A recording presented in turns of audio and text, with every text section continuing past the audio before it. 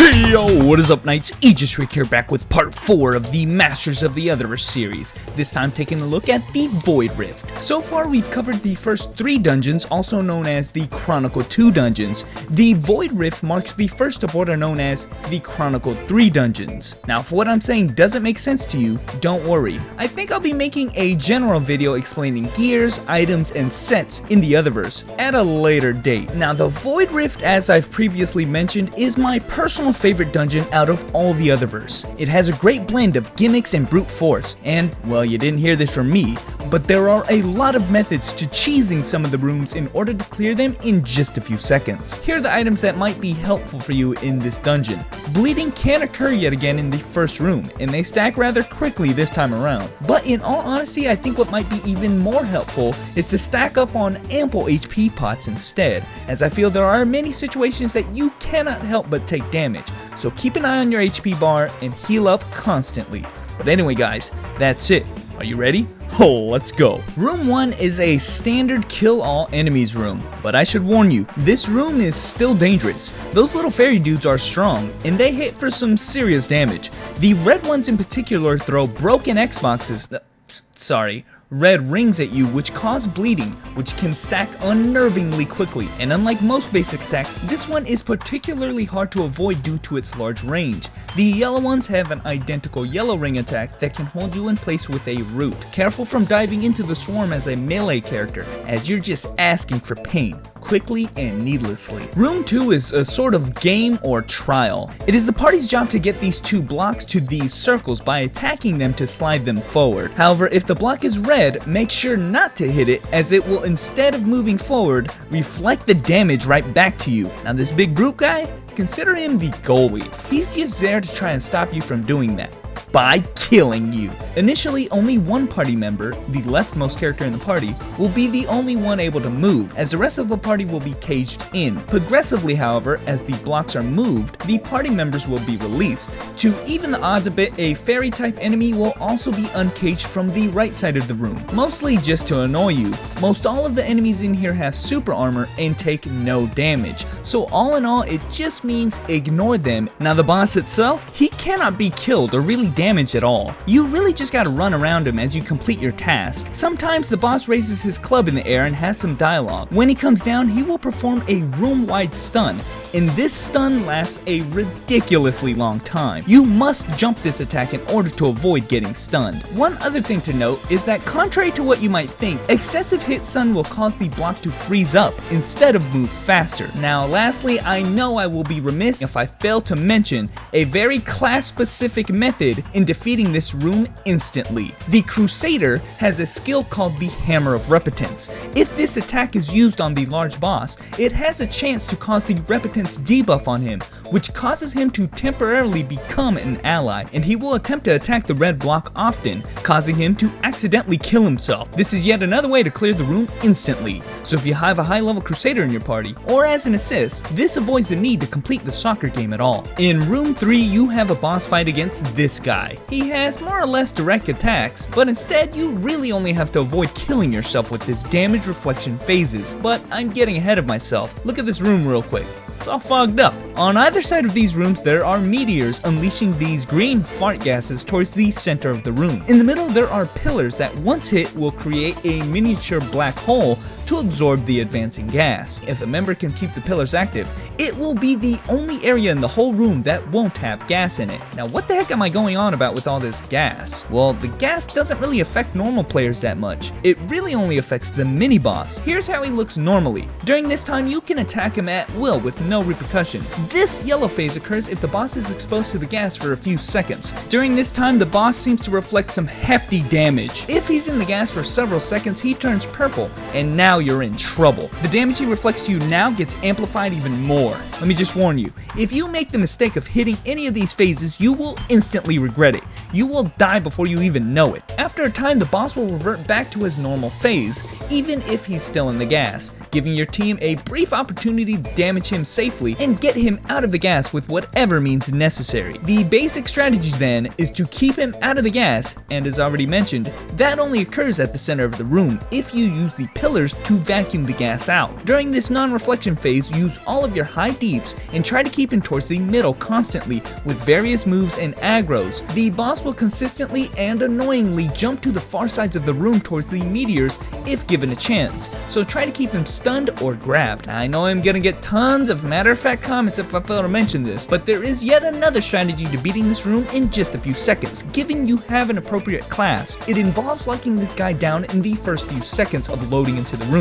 The boss has some dialogue before jumping to the leftmost meteor. There is a small window of opportunity here to lock him down with either hard CC or a super hold type grab. Things like junk spin and the chaos's resonance, for instance, come to mind. This is the timing, and the window is pretty strict. If you do well at keeping him hit stunned here, you can kill him pretty much instantly. Room 4 is more or less a standard mini boss battle against this guy. At least it starts out that way, but this fight is gonna get very hectic very soon because of two different gimmicks. After hitting the boss to a certain amount of HP, he spawns two wisps into the opposite corners of the room. One a healing wisp, which periodically heals the boss slightly, and the other a poison wisp, which will poison the entire party if it gets its attack off. If either of these two wisps are alive, the boss gains a massive defense buff, basically meaning you must defeat the wisp before attacking the boss again. These wisps will only spawn twice during the mini boss battle. There is another complication, however. Periodically you will have several slow moving poison shadows chasing everyone.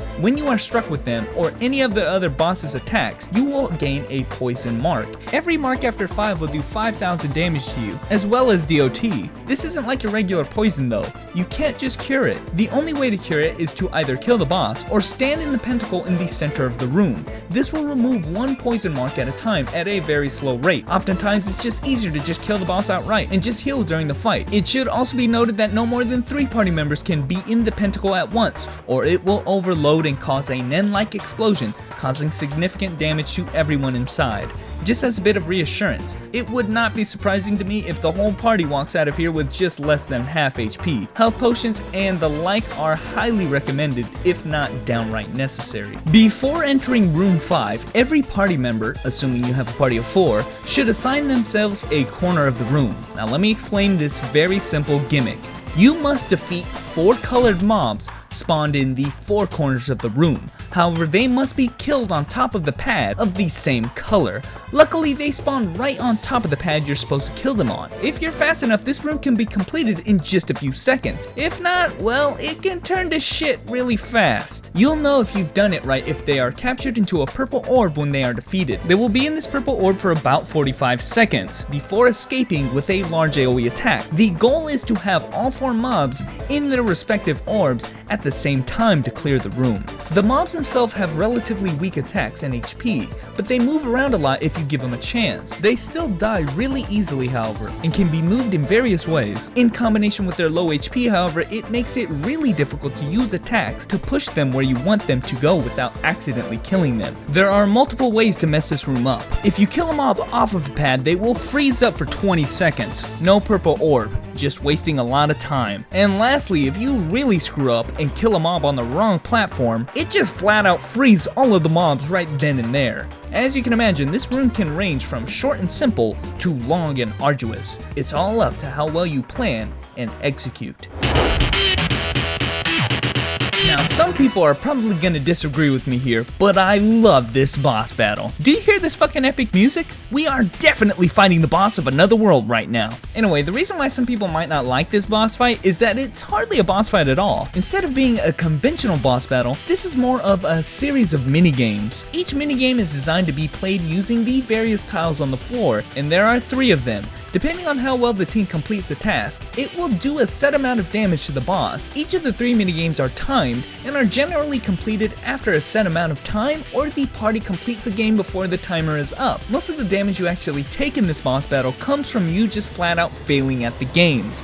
Now, I do want to note something real quick, because again, I know the comments will come rolling in otherwise. The boss himself can be seen presiding over the minigames at the top of the screen, and he is completely invincible as you play them. However, there is a small duration of time while he is switching the minigames where he is indeed targetable, Classes that have large Y-axis reach and massive deeps such as this Mechanic and Soulbender combo here can do some serious damage to the boss during this time, and lo and behold, it's even possible to kill him outright during these transition times. Just a little awesome note for classes that can utilize this, as it could potentially save you a lot of time. But if not, well, here are the 3 minigames you should all know how to play. The first game involves all party members simply stepping on tiles. Each party member will be teleported to a respective corner of the room, and it's your job to step on all the tiles that are in your corner. To complicate things a little, there are 3 different types of tiles aside from the normal ones. If you see a tile with a time bomb, you must stand on it for a few seconds to defuse the bomb, and then activate the tile. Otherwise, your little corner will explode and you take a bit of damage. These tiles here with the jumping guy on it, you guessed it, you've got to jump while standing on it. Backstep works for this purpose as well. Finally, there's a tile with a small man getting up. When you step on it, the tile will cause a flat knockdown to your character, and you must perform the quick rebound skill to activate the tile. If you have super armor on, obviously you won't get knocked down, so you can't activate this tile properly. Other than that, keep running around and hit all the tiles you can during the timer. The boss will take a set amount of damage depending on how many tiles the party collectively have active at the end of the timer.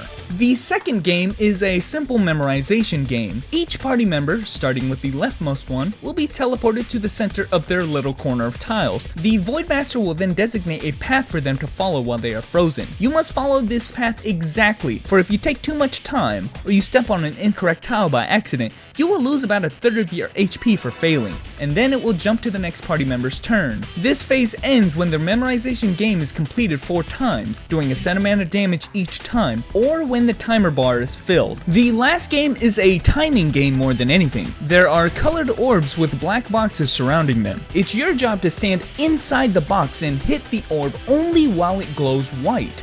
You cannot damage the orb otherwise. If you are successful, the box will crack, and while the box is cracked, the timing for which the orb glows white becomes even shorter, say only a split second. Because of this, the obvious strategy is to coordinate the party's attacks to hit it at exactly the same time. If enough players do that, say 2, the box won't crack at all, and it'll just break outright.